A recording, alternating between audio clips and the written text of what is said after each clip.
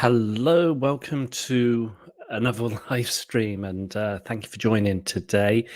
Um, today is the first time I'm doing it on Sunday. I normally do it on a Saturday, but yesterday I was rather busy, so unfortunately I couldn't do it yesterday. Instead, I was rehearsing with my band over in Ringmer, and it was quite nice to go on and rehearse with fellow musicians. Um, but next week it's going to be on Saturday, so back to the normal time and the normal day and that sort of thing. But today, here we are, and you may see my cat just lying down having a snooze in the background. If you could let me know where you're tuning in from, and if you have any questions, please don't hesitate to ask. It would be great to receive your questions and let me know where you're from and also your experiences, anything about English language teaching, online language teaching, and that sort of thing. And last week, I did have a question, and actually, I'm going to try and have a look for the particular question that I saw. But here we are. We have our first person who's tuned in, and it's Mary and Tico. Hi from Quebec. Hello and welcome from not sunny Eastbourne today, but a rather cloudy, wet, gloomy day, Sunday, but never mind. But nice to have you with us, Mary.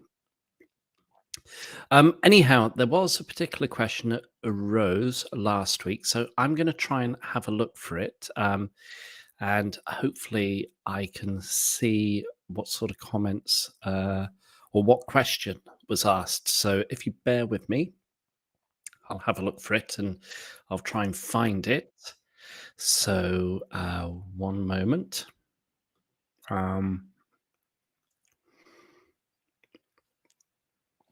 and this question came right at the end. So, hopefully, I can see what it is. I've got the question from last time. Hmm,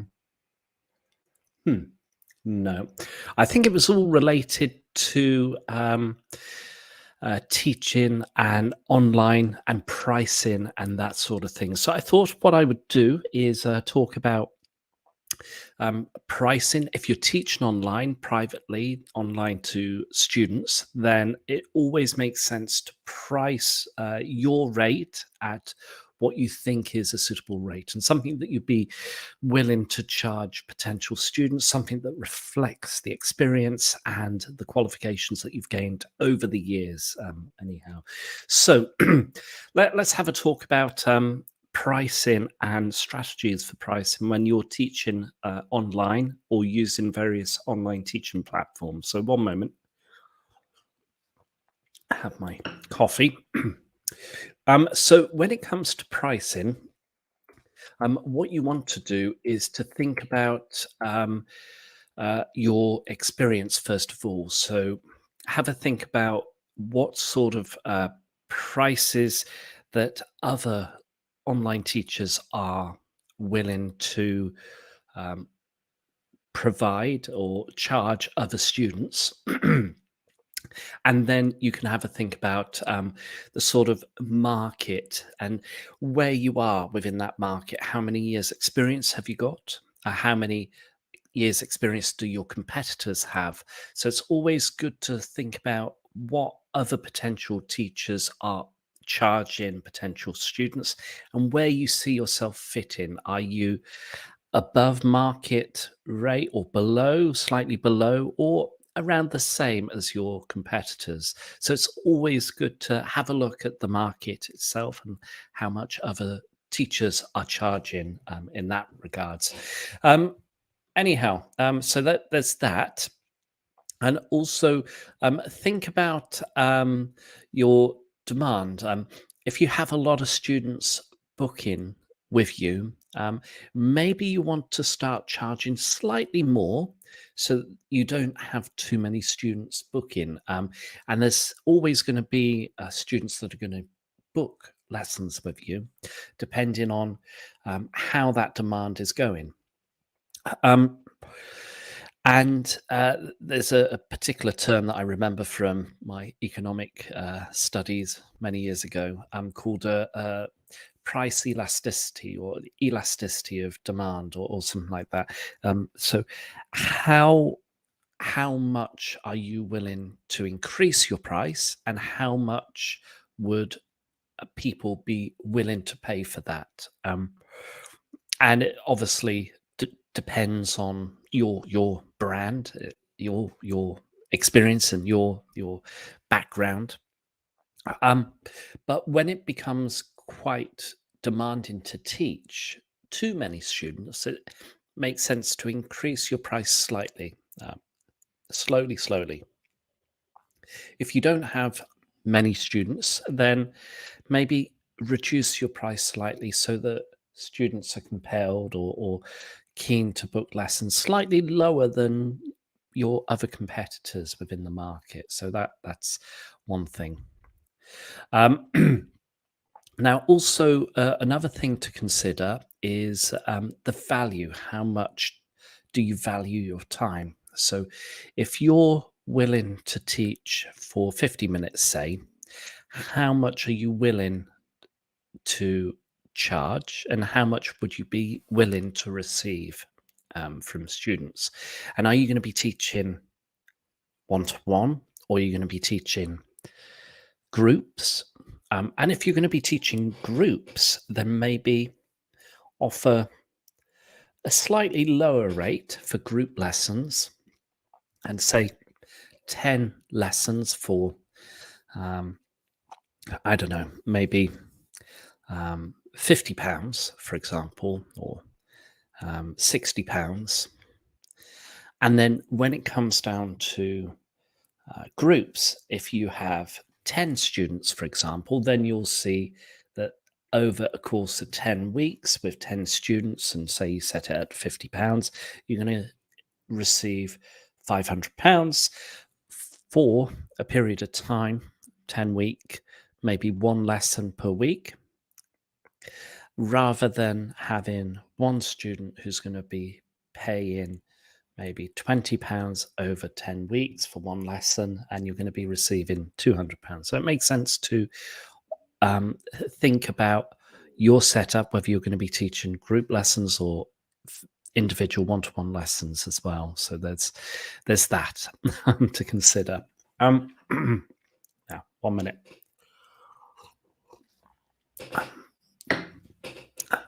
Also, when it comes down to group lessons, have a think about seasons. And one thing that I decided to do, and as some of you know, I tutor on Preply, on online teaching platform. And so I decided when it came to the new year, 1st of January this year, I decided to lower my rates slightly so that more students would be willing to um, book lessons with me. New Year resolutions, and playing on that and going, right, 1st of January, I'm going to start learning a new language, and that being English for some. And actually, I received quite a lot of students booking lessons after the 1st of January because I reduced my rate slightly. And then after 2 weeks, I increased my rate again back to what it was normally. So I received quite a few students over that period. So think about seasons and how the seasons could change. And also think about seasonal demand when it comes down to exams. So exams typically for IELTS could be in the summer or could be in the winter. And for students that are preparing for IELTS, normally they would book, if they have their exam in the summer, about this time now. So think about that sort of seasonal demand, not just seasons themselves, but also exam dates and that side of things. Um, and also have a think about when universities start accepting students, and when they would be expecting students to take entry exams. Um, so there's quite a lot to consider when it comes down to seasonal demands and pricing and that sort of thing when it comes down to online teaching and setting your sort of rates that you're happy with. Otherwise, you're going to be going in starting with a rate that's too low, and you're going to be burning out teaching too many students, and then before you know it, you're kind of given up, and you're not really receiving the sort of remuneration that you expected when all these uh, particular organizations offer work from the comfort of your own home, or and or you see a picture of someone on the beach with their laptop open, and the reality is that that's not the case. You're not going to be sipping pina coladas sitting on the beach with your laptop open teaching students, and that sort of thing. Right. um, yeah, good question. Don't IELTS test centers vary enormously depending on the center? I suppose they do. Also on demand, of course, and how many students are or candidates are willing to take the exam. But you can always expect a huge demand or a huge surge of candidates for the summer months or the winter months, depending on, either entering a university for like the UK. So they enter a university, maybe have a pre or sort of induction course to prepare them for academic studies in the UK, usually over the summer months before they start their academic programs in September. But then, different countries start their universities at different dates. And I guess you're right, Mary, when it comes down to the varying dates, and the different centres, and usually an exam itself would be valid for a number of months, should you want to use that certificate to for other purposes as well. Um, so it does make sense, and there's also, a visa requirement. So for people that are entering the UK to settle, then they may take an IELTS general exam, and it's part of their visa application process. So I guess different centres offer exams throughout the year, but there's going to be a large number of student or candidates, rather, not students, wanting to take the exam at particular dates, I guess. Right. So I'm planning an IELTS group course. So I need to do this research. Thanks for bringing this up. I hadn't thought about it. You're very welcome. IELTS itself is a very popular exam, because it's recognised not just in the UK now for students that want to study at a UK university, but it's also recognised in America, where I go back a number of years, and IELTS wasn't really recognised in North America, or, the US, for students wanted to enter a university in America. Anyhow, there's that, and I guess IELTS, it's not restrained or restricted by particular countries, that side of things. So anyway, so I hope that helped, and apologies for my rambling. One moment.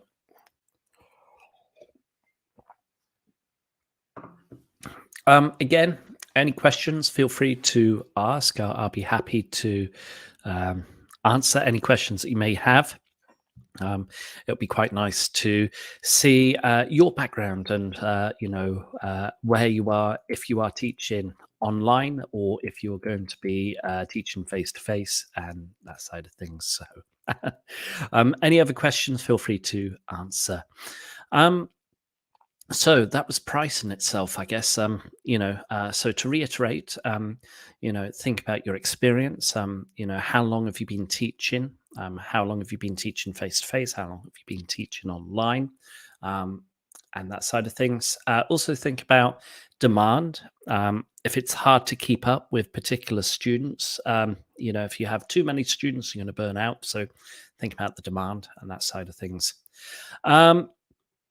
Also, market rates. Have a look at what other tutors are charging and how that might impact on your decision to charge a particular rate.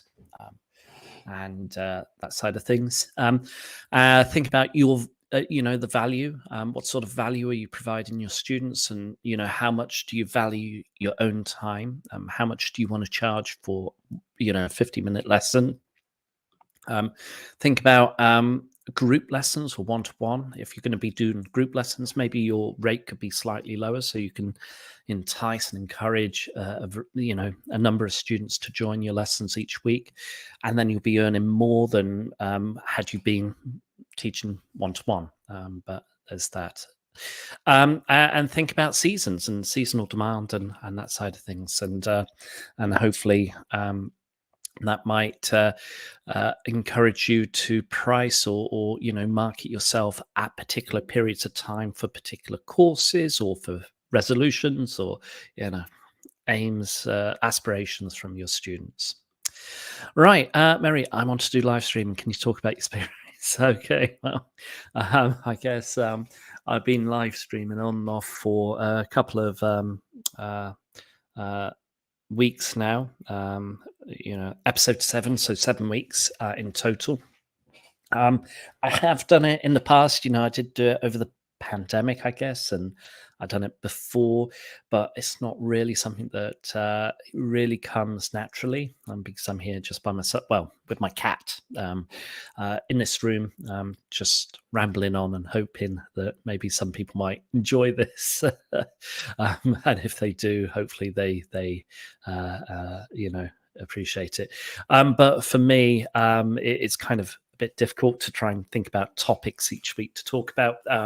And if you want to get started with live streaming, you can do it, with your phone. If you have your phone, you can prop it up and then do live streaming via the YouTube app.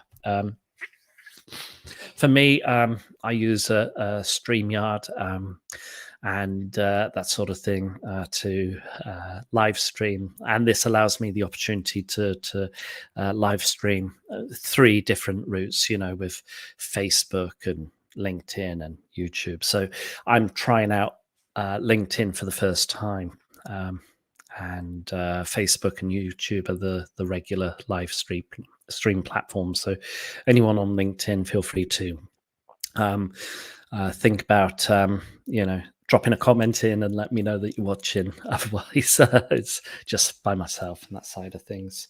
Anyway, so I did have a user here, LinkedIn user. Can't see your username, so my apologies. First time I'm using LinkedIn, so I'm not entirely sure. So this particular user says, I'm using Preply as a learner for the first time, and at the moment it's awesome. Never considered teaching through it myself, but scary. Yeah. And wow, you seem like an expert. Not really. I'm just here by myself in my room, chatting away with my mic and little camera here, and that's about it. So any other aspects of online teaching or teaching face to face, or questions about gaining experience? We got Sabino, says hi, Luanda Angola. Welcome for tuning in, Sabino, and thank you for joining. Your audio and video quality is good. Well, I guess for me, audio's king. You could have a really bad, or you could have your built-in webcam, within your laptop or within your Mac, and it's only a certain quality, like 540p, 720p, or something like that.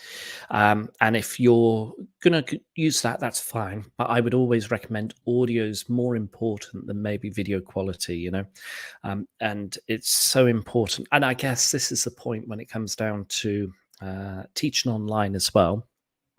You could use the sort of microphone which is next to your headphones or built into your headphones, but this sort of microphone doesn't lend itself very well when it comes down to teaching, I guess, because it can get a bit buzzy or erratic.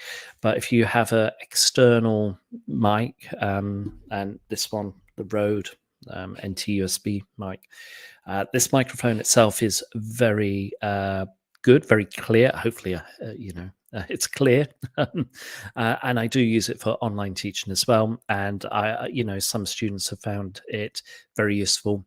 For me, when I'm trying to cover elements of pronunciation, if I use this sort of microphone that's built onto my headphones, they won't be able to hear me very well.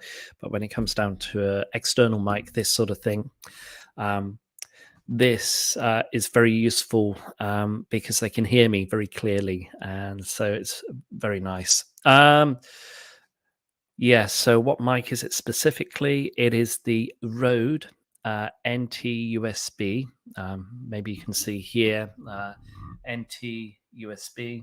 Um, so the Rode NT USB, so it's got a USB connection, just plugs straight into a computer, and it's powered by USB. So this microphone, very good. The cable just goes on for miles. I've got a huge cable out of shot, and goes on and on and on. But it's just connected, and I've tried to wrap it up as much as I can behind the camera.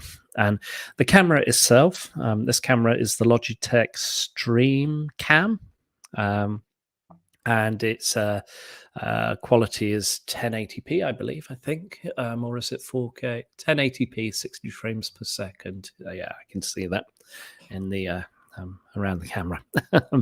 And hopefully the camera is good quality, because I did use the camera on my laptop, which is out of shot, and the quality is not so good, I'm afraid.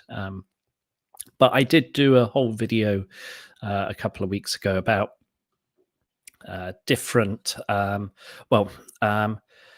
the things I knew before I started teaching online, and a lot of things that I've included about, either streaming online or teaching online is included in this video, and the video's here. So I'll put a link to the video. 10 things I wish I knew before I started teaching online. So feel free to have a look at that. And I've noticed I can't post comments to some destinations. So LinkedIn, I'll put a link in it, a link to that video soon. Anyhow, yeah. Any other questions, feel free to ask. I'll be happy to help. And I thought what I would do today is to have a think about the EL Gazette. And the EL Gazette for me is quite a nice uh, magazine. It's available digitally. And so here you can see the EL Gazette, the magazine, the online. You can register for free. You can access this magazine as well, and it's a really good resource. And this is January 2023, so I guess the next issue will be out very soon. I guess it's out every few months, quarterly or biannually. I guess if I have a look at the issue archive for the moment, and let me share this. I can see. Okay. So February 22. Okay, every quarter or every there's 4 issues a year, and you can see the whole archive that goes on and on and on. But the EL Gazette, really useful. I do enjoy this, looking at the different issues and sort of news and things that are happening within the market. And quite useful when it comes down to trying to find out a bit more information. And if we have a look a little bit more, so if we go through, see what else is available. So tackling the big issues. And it's talking about a master's degree. So quite. Oh, oh sorry. It's talking about various things. Let's see if I can increase the size slightly.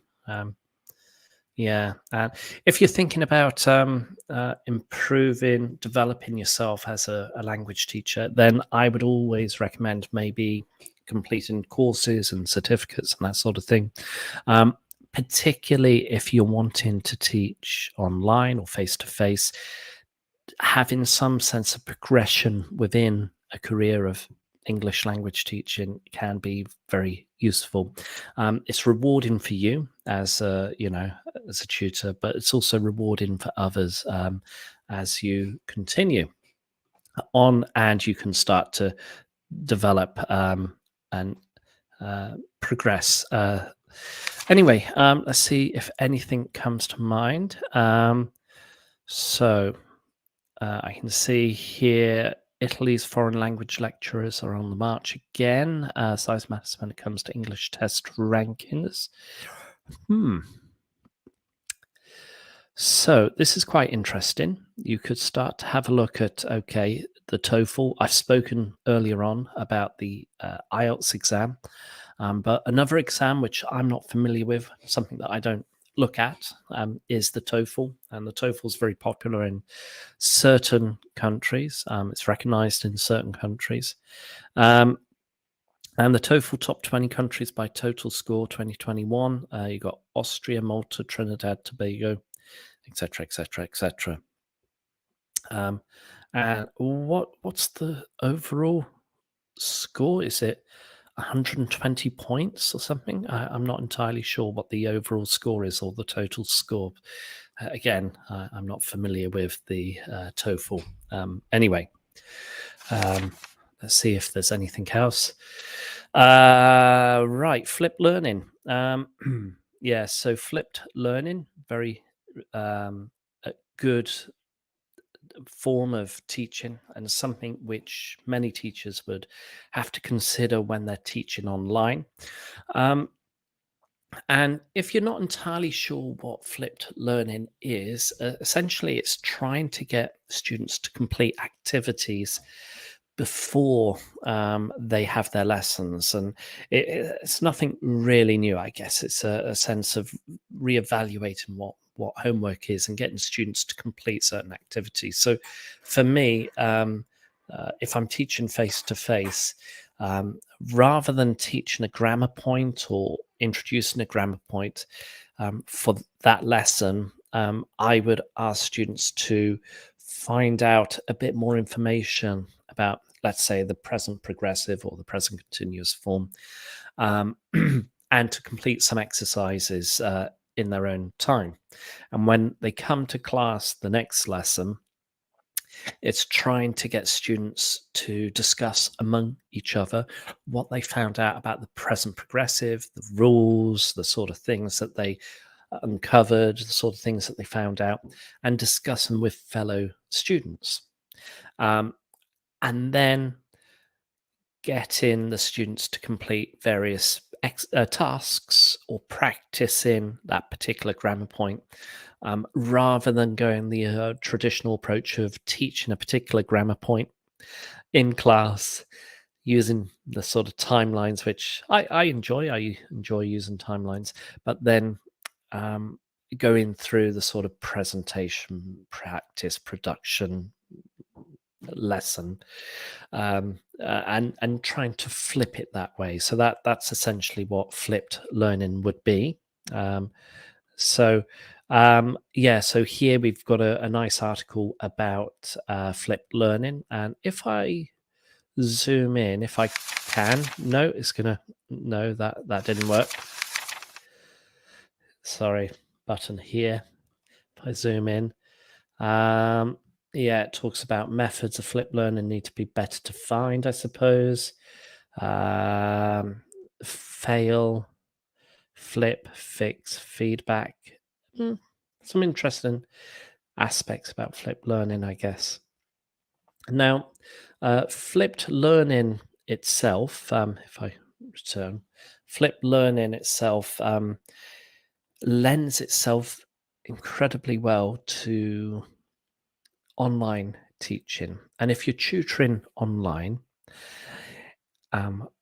it would always make sense for students to complete the grammar exercises, the writing, the listening exercises, um, before they attend their class. And then when they come back to their next lesson and they've completed all the exercises, and one thing that I like to do is to go through the different exercises with the students and to get and to focus on conversation and speaking. Um, right. Who we got here? We've got Jelana Barek. We've got I guess you're linking particular people to join the live stream. So thank you very much. Um, yeah, so where was I? Yeah, so if you're teaching online, try to focus on the conversation, try to focus on giving feedback, and then answering any questions that the students may have with regards to tutoring online. And that's what I would do. Right, what we got? Oh, we got the grammar detective. And Paul, hello from Vancouver, Canada. Hi, Paul. Nice to meet you. I think I saw your live stream with a particular teacher. I can't remember where. I think it was last night. I'm not entirely sure. I think you did a live stream with a particular lady. I'm not sure, but thank you for joining. And welcome. And from Vancouver, Canada. It's nice to have you here. Nice. So, yeah. Any questions? Feel free to ask. It's great to have you join. Anyway, so when it comes down to online tutoring, trying to focus on flipping the lesson and that sort of thing. We got Jelana Barek. Hi there. I'm from Algeria. Nice to have you from Algeria. And yes, I do a weekly live stream on Fridays, 5 p.m. Pacific time. That's great. I think, yeah, YouTube recommended a particular live stream that you had with a lady that you were chatting to. Yeah, and also, thank you very much for your kind words. I feel a bit of an amateur when it comes down to live streaming and YouTube itself. But I appreciate your kind words, Paul. It's great to have you join. And any questions from anyone, feel free to comment question below. I'll be happy to answer any questions that you may have, and to consider particular aspects of teaching, whether it's online or face to face. So let's have a quick look at where we were when it came down to the EL Gazette. Is there any particular things that kind of piqued my interest? Well, flip learning, something that I was just talking earlier about. English really is a universal language.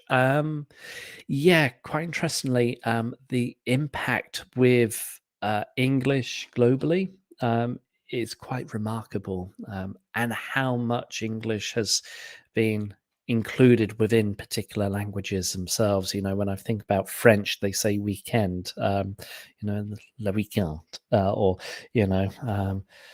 or chat, or well, I guess that could be the cat that's sitting next to me. Anyway, but when I think about Korean, there's so much English loanwords that are used nowadays in Korean, and they've included so much English. Anyway, anything else that comes to mind? Are too many schools spoiling the UK's post-COVID recovery? I'm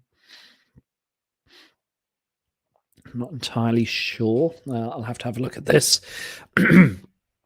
Oh yeah, and there's the Eltons, the winners for the Eltons, the sort of annual Oscars of the English language teaching industry, I suppose, whether they're publishers or teachers or that sort of thing. Right, moving on. British Council teachers hide in Afghanistan. Well, it's been quite a scary time recently when it comes down to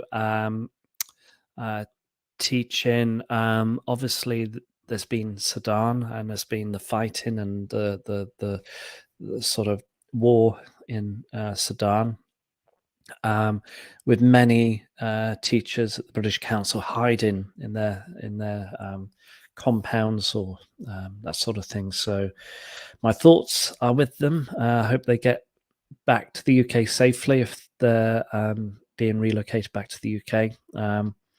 And yeah, for those that are based in Sudan, it's quite a um, scary time at the moment. But yes, we have here British Council of Teachers hiding in Afghanistan. The whole issue of Afghanistan itself, that's an entirely different point. But yeah, um, we'll have to see. Navigating the COVID effect, interesting. Hmm, not sure about you when it comes down to teaching nowadays, but there's been a real focus, reliance on online tutoring. And the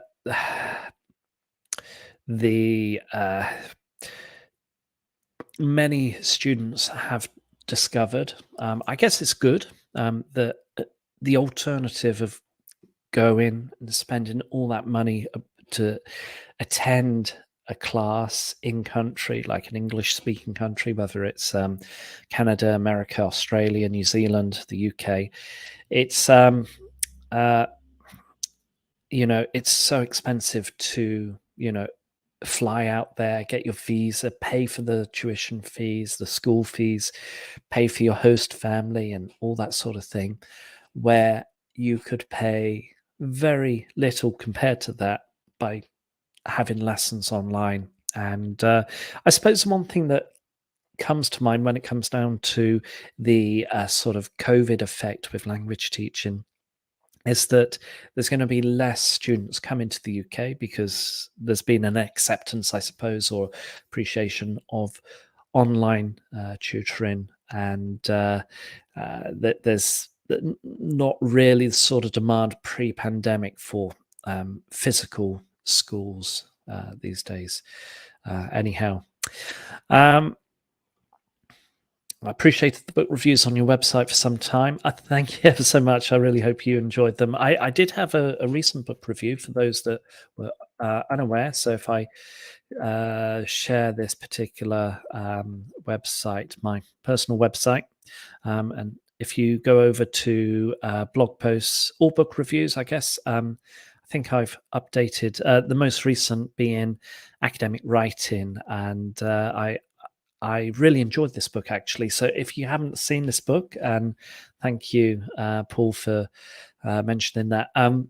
If you haven't seen this particular book, or you haven't, if you're not aware of it, head down over to my personal website and have a look at the review. It's a really, really good book. It's currently in my bookshelf over there, and something that I'll be referring to in future when it comes down to academic writing, something which I really enjoy now. And if I go over to hopefully book reviews, so a particular tab here, I think I've included, yeah, I've updated my different book reviews over the years, and I got to what was it, become an online or something, how to write exam prep materials.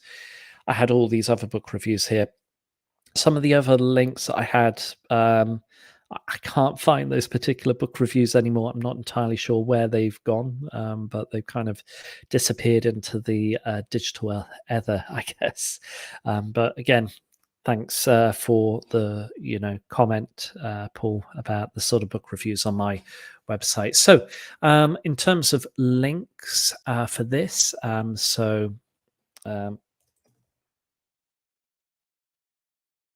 let me put a link here. So you can access my particular book reviews should you wish to. Anyway, oh, my cat's starting to move slightly. She's been fed and watered, and no, she's just making herself comfortable again. Right. Now, where were we? Oh, yes. I wanted to go back to our tab here. So, the COVID effect. So, What does this article particularly say about the COVID effect? So, we had limited experience in online learning prior to the COVID pandemic.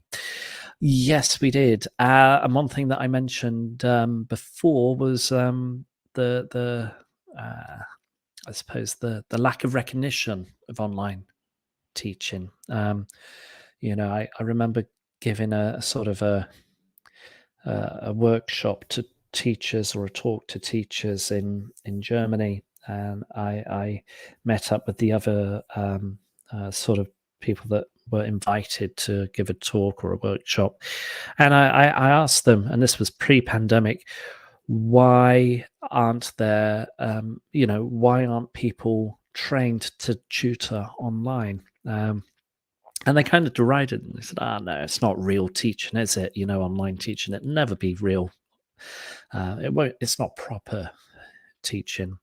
And I was taken aback because, I'd done various courses. I was given a talk. I was given some sort of workshop to provide. And, all these very talented teachers themselves that were invited to come along, they were they were basically saying, nah, online teaching, it won't go anywhere, so don't worry about it. But then fast forward 6 years, and what happens? We have a pandemic, and everyone's switched to online teaching and online learning. You just have to go to Future Learn, which provide free courses, and Future Learn itself offer a variety of online courses for those that are interested. Let's see if I can find anything. So, one moment. If I go to Future Learn, bear with me, I'll bring it up now. And so here you can see Future Learn. So one moment. No, I don't want to accept. Let's cross that out. If we go to Future Learn, you can see a variety of different subjects. Some you have to pay for, some you don't even have to pay for. And, study skills, teaching. If you click on teaching, you've got a variety of different courses here. How to teach online. And there's so many different courses. How to create video for online courses, really useful. 2 weeks. Let's click on this. So it's 100% online, unlimited subscription, $14.99 a month. But not entirely sure if it's free. Essentially, Future Learn offers a course, but if you want to get the certificate, then I think you need to pay for the certificate, and there's a variety of different courses. So online teaching is now more highly regarded than what it was many years ago. Like ESL, EFL teachers in general, I think online teachers are an under-respected group. Yeah, I guess so. I suppose if you had a sort of a system of like top tier, I guess teachers who are more widely regarded would be state school teachers. The teachers that are teaching in either primary schools, junior schools, secondary schools, colleges, or even higher education, universities, and then below that, then you would have maybe English language teachers within a university or a higher educational institute offering ESOL courses or that sort of thing. Next would be the general English EFL teacher, I guess. And then below that,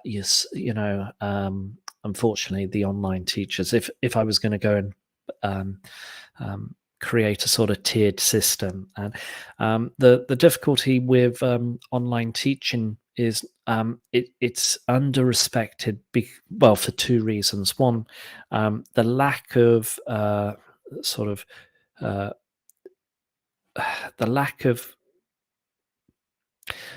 regard, and the lack of what's the word I'm thinking of? My mind's gone blank. And the second is the sort of the teachers who kind of do it without any thought. They're not real teachers. They've taken a sort of a general TEFL course, which promises you to be a teacher and to get some sort of job afterwards, like 120-hour TEFL course that you can complete in 2 hours and just click yes, yes, yes, yes, yes, and sort of the cowboys of the online teaching industry. Um, yeah, the first one, when my mind went blank, was the lack of accreditation, the lack of recognition, and sort of there's very little regulation for online tutoring. Anyway, I've been teaching online since 2019 and love it. The challenge, of course, is finding the new students. I'm totally with you there, Paul. It's very, very difficult, isn't it, to find particular students. And for me, I do get private students messaging me, or emailing me, or sending me messages on Instagram, or commenting on particular videos on YouTube. But it's very difficult because there's a lot of work that you need to do to change that potential inquiry into a paying student. And they could drop at any time, and I guess the first proper online private student I had was from a student who who was connected with me on Instagram. Um, I taught her many years ago, in my in my home country, and she went back to Colombia, and she kind of um, followed me on Instagram. We said goodbye, and then she sent me a message and said, "I'm entering a university in the UK. I need to practice and develop my English." And it was during the pandemic. Said, "Yeah, sure, no problem. Let's do this." So, I helped her prepare for an exam to enter the university, and she ended up studying in London. I think she's still in the UK, so I'm not entirely sure, but that was my first proper private student. And the second one, she referred me to another student who was a well-known radio presenter in Colombia. And I taught her for a number of months, and then that was it. And I suppose the downside for online teaching is that you never know when students will end their course, and they'll normally end it. But anyway, so that's that. Right. Do you foresee the online teaching industry ever developing an accreditation system? It's a bit of a it's a bit difficult, isn't it, to regulate I suppose a regulation would be the sort of word, because when it comes down to online regulation, you're dealing with teachers internationally.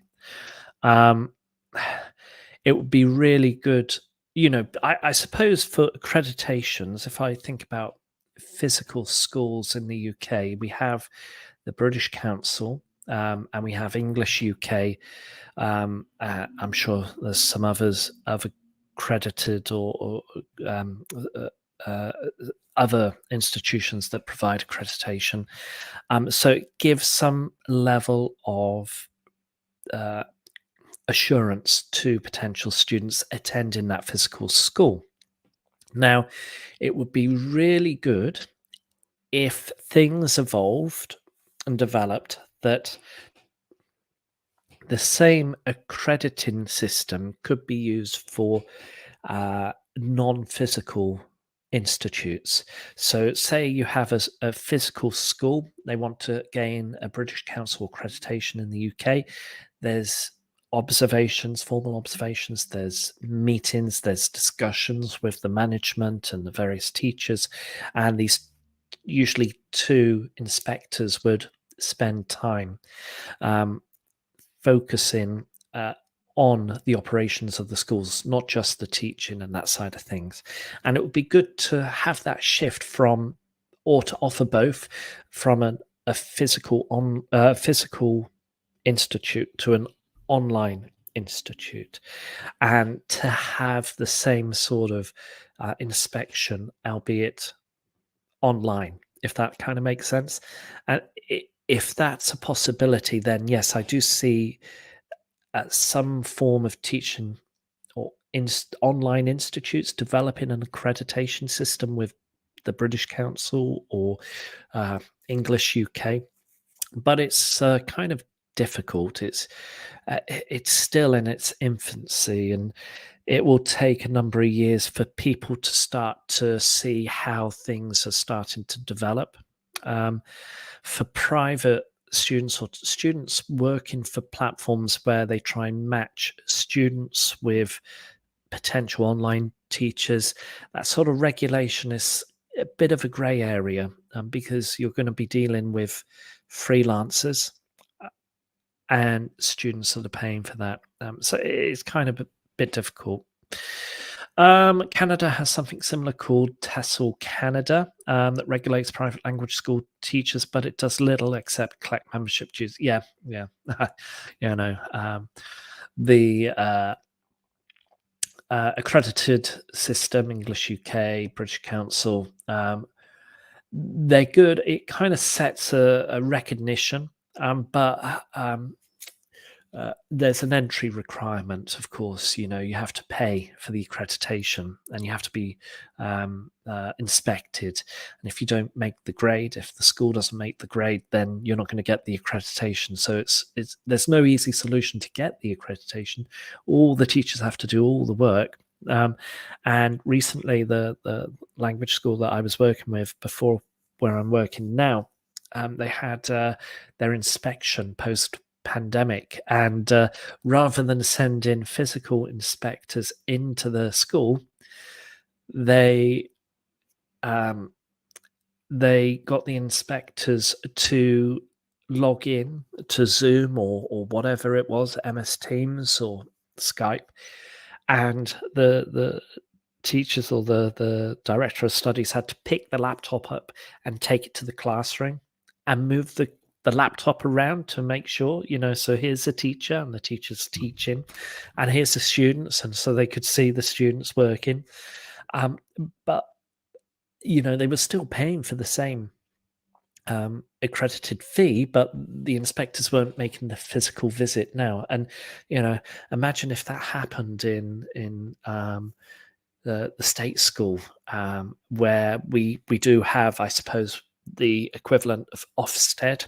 And imagine the Ofsted inspectors not even bothering to go to the school, but signing in via their laptop, and you have to move the laptop around the school. It just wouldn't work. It was ridiculous. So that sort of idea, just thought, what on earth were they doing? But anyway, so that was one thing that kind of stuck out in my mind when it came down to the latest accreditation, I suppose, with the British Council. But hopefully, physical face-to-face inspections continue rather than just having an online inspection. If you really want to see the school and you want to get to know how that school is operating, then you need to do a physical visit. You need to see it. You need to speak to the teachers. You can't just log in remotely and assume everything is how it is when when they're moving the laptop around. But yeah, one word, crazy. Absolutely, Paul. But anyway, so online accrediting, back to that particular question that you had. I suppose it could be done, but there's a lot of challenges in place, and I suppose it would take time to evolve and develop into a system where, we've got a variety of systems in place, accreditations in place, and the British Council, they offer online lessons as well. So they've responded to the market. They've responded to what happened since the pandemic, and they've offered online lessons. And again, these are lessons which are offered at less than market rate than what they would be offering for face-to-face lessons. And these tutors work in the UK or work for the British Council around the world, and they're already set up within the organisation. So there's that as well. But anyway. Right. Any final questions? I've got less than 5 minutes remaining. So any final questions, feel free to post your questions in the comments. I'll be happy to respond. It's great to have so many people join today. So that's wonderful. Let me have a look at any final articles within the EL Gazette. So I'll bring it here. We've already had a look at the navigating the COVID effect. They've already mentioned about the lack of teachers. There's definitely an issue with supply and demand with teachers. And one thing that I noticed was that many teachers left the English language teaching industry during the pandemic because many of these schools, these physical schools, just closed down. Furlough was no longer an option because these schools went bankrupt and closed down. They weren't able to pay their teachers, and if you don't have the teachers, if you don't have the physical school, these teachers then moved on to different industries. A lady that I know, she went on to work within the NHS, the health service in the UK, and didn't look back. What else we got? What is an IPGCE? Yeah, is that an international postgraduate certificate of education? I guess it is. But they're offered online as well. I know a particular teacher who's completed their IPGCE, and they're teaching at an international school, I believe in Thailand or what have you. What else we got? We got the masters listings. Yeah, we do. So anyone wanted to take a master's, have a look at the EL Gazette. Certainly very helpful. Is my old university here? Or my... yes, it is MAELT, reference linguistics. Green Star, what's the Green Star refer to? Good. Okay, good. Yellow, very good. Red, satisfactory. So it's good. And my wife's University of Oxford. Yellow, very good. Well done. My wife would be very happy with that. Right, what have we got? The changing world of English teaching. I've already spoken about this. Modes of teaching are expanding. Yes, online teaching, of course. Digital competency needs integrating. Mental health awareness is growing. Certainly is. Teacher education is changing fast. Native speakerism. Yeah, that's always been on the cards, I guess. Taking a teaching holiday in Ireland. Okay. Escape the Classroom book review. Oh, that'd be interesting. Nice book. And is that the last page? Yes, it is the last page. Oh, well, not to worry. Anyway, so there we are. Right. Any other questions that we got here before I finish off? And we got one from Paul. Apologize if you've answered this already, but will you be streaming at the same time and day regularly? Actually, I normally stream on Saturdays at 1 p.m. I did mention this at the beginning, so no apologies needed, but something that I'll finish off today with. I normally stream on Saturday at 1 p.m. each week. However, yesterday I did have a jazz band rehearsal with my fellow musicians, so I couldn't make it yesterday, so apologies there. But next week will be 1 p.m. UK time, same time that I started today.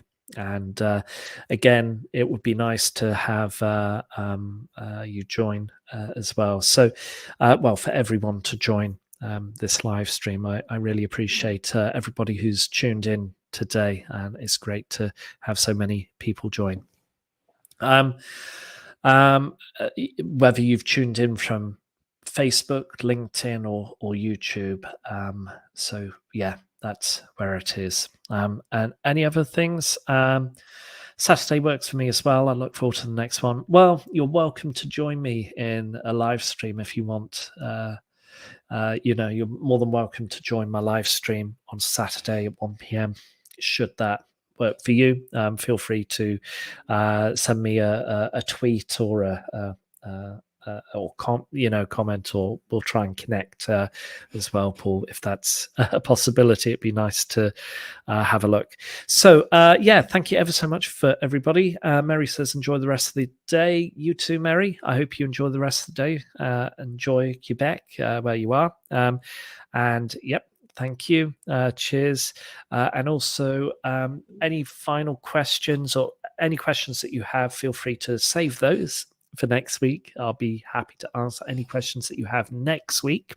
And I'll see you soon.